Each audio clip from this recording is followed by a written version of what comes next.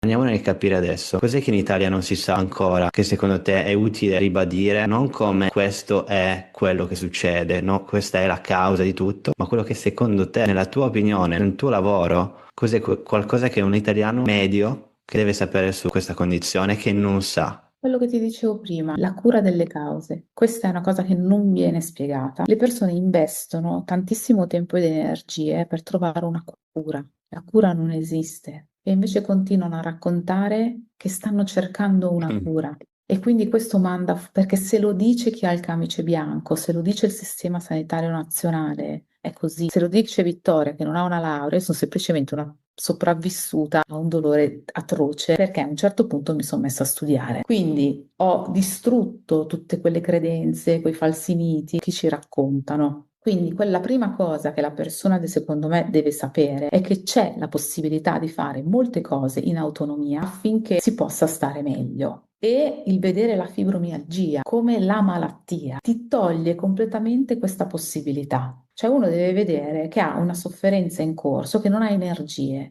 Probabilmente quella persona che non ha energie è stressato, sfibrato, intossicato.